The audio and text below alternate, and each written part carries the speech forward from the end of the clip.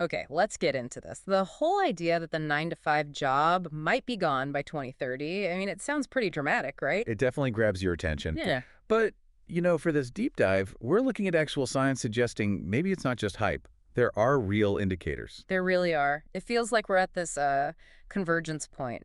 You've got remote work debates still going strong. Oh, yeah. You have automation just marching forward. The gig economy is, well, huge now. Then Mhm. there are, different generational values coming in and this growing awareness about well-being and rigid schedules. Right. So the plan today is to dig into all that, see if this shift away from the classic 9 to 5 is, actually happening. Exactly. To unpack the forces pushing towards potentially a very different way of working. Cool.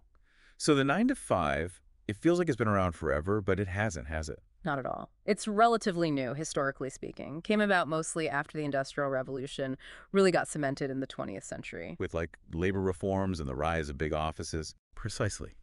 And it came to symbolize something, didn't it?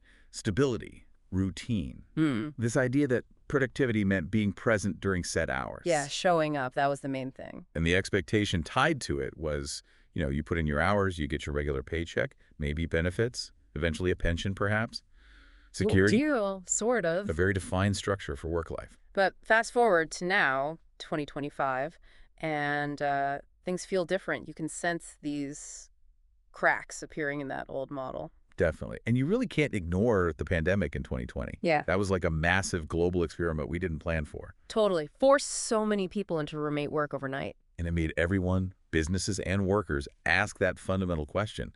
Is the daily commute, being in the office building, actually essential for this job? Right. Can I do this from home? And for many, the answer turned out to be yes. People started really questioning the value proposition. When companies kept running, sometimes even better. It challenged everything. It really did. It shook the foundations of that presence equals productivity idea. And we've seen big companies react. You mentioned Twitter, Shopify, parts of Google. Hmm. They've made real moves to hybrid or fully remote models. They have. And it's not just the companies pushing it. There's a pull from employees, too. Flexibility isn't seen as a nice little perk anymore. No, it's becoming table stakes for a lot of people, isn't it? It really is a fundamental expectation. And what about productivity? Because that was the big worry initially. Well, the data is interesting. It often didn't drop.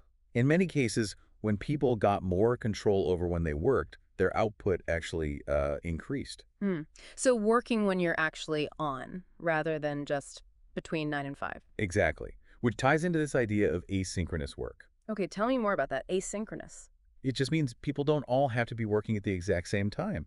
You contribute when you're most productive, communication happens flexibly. Focus shifts from time spent to work done. Right. So less about synchronized hours, more about outcomes. Precisely.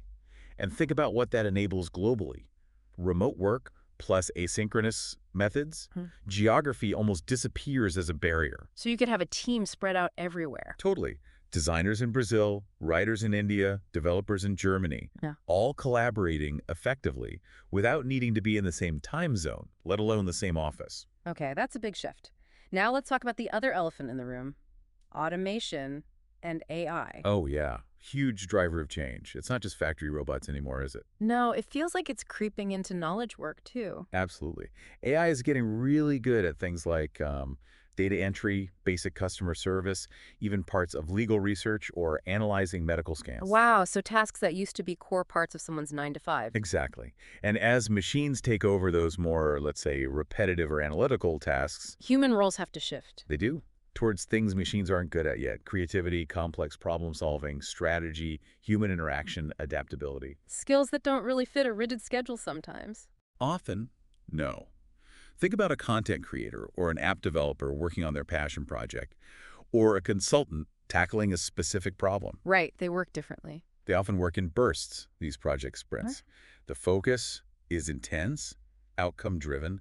Clocking hours is kind of irrelevant. Yeah, if you're paid for the result, who cares if it took 5 hours or 50 in a way? Exactly. The value proposition changes. Okay, and that ties into the whole gig economy thing too, right? Platforms like Uber, Fiverr, Upwork. Definitely. They've built this massive infrastructure for freelance work. No traditional employer, no set hours. Yeah. You work when you want, on what you want. There's a whole different model. A huge one. And then there's the creator economy boom. Ah, yes. YouTubers, TikTokers, people on Substack, Patreon. Individuals building entire careers, sometimes earning serious money just by creating content and connecting with an audience.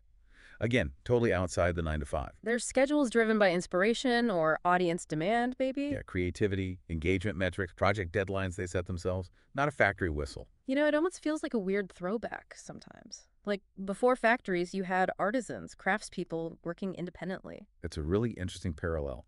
A return to more independent work, but turbocharged by technology and global reach. Mm-hmm. And does this resonate more with younger generations, like Gen Z? It seems to. Wahoo. Anecdotally, and in some surveys, you see less aspiration for the traditional corporate ladder or the, cubicle life. They value different things. Often, yeah. Freedom, purpose, flexibility seem higher on the list. Traditional employment might be seen as just one option, maybe not even the best one. Okay. Now, what about the downsides of the old model? The impact on well-being. That's become a much bigger conversation, hasn't it?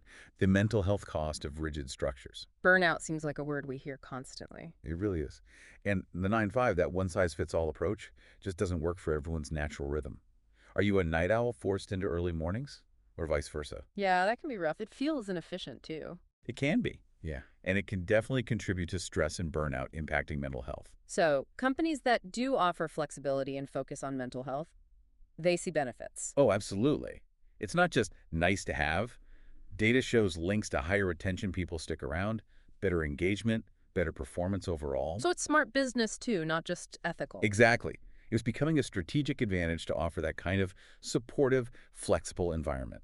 Okay, so pulling all these threads together, looking towards 2030, what's the realistic picture? Does the 9 to 5 completely vanish? Probably not completely. Let's be realistic. Some sectors will likely always need shift work or defined hours. Think healthcare, construction, manufacturing. Sure, jobs where physical presence at certain times is just necessary. Right. But even there, you might see more flexibility in scheduling, AI optimizing shifts, maybe different kinds of roles emerging. But the biggest changes will be in office work, knowledge work. That seems the most likely area for radical transformation, yes.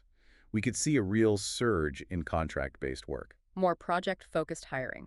Yeah, bringing people in for specific outcomes and paid tied more directly to those outcomes, not just hours logged. Flexible schedules becoming the norm, maybe? 4-day weeks, even? Those could become much more common, yes. Huh. The pilots we're seeing often show positive results.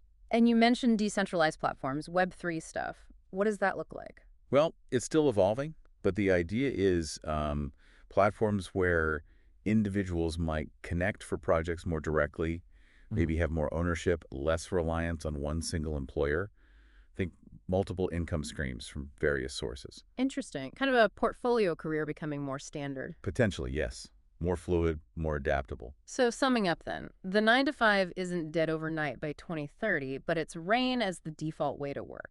That seems to be ending. I think that's a fair assessment. It's losing its dominance. The momentum is clearly shifting. Driven by, well, all the things we talked about. Yeah, Tech, changing values, economic shifts. exactly. Technology enabling it, culture demanding it, and the economy adapting to it. Which leaves a big question for everyone listening, really. How ready are you for this?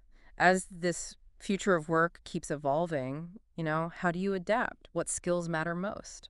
It's definitely something to think about. How do you position yourself in a world where work looks potentially very different? A really important question, and definitely one we'll keep digging into. Thanks for breaking this down today. My pleasure. It's a Sure. fascinating time.